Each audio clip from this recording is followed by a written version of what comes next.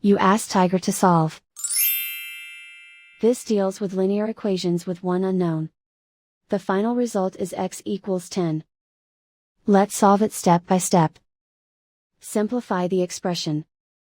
Expand the parentheses. Simplify the arithmetic. Expand the parentheses. Simplify the arithmetic. Group all constants on the right side of the equation. Subtract 40 from both sides.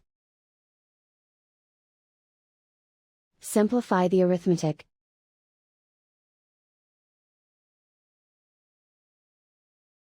Isolate the x.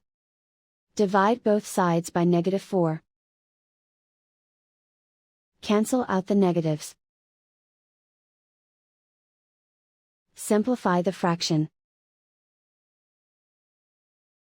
Cancel out the negatives.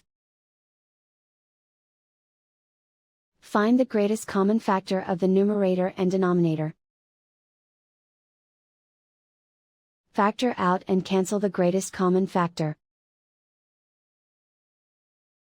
And so the final result is x equals 10.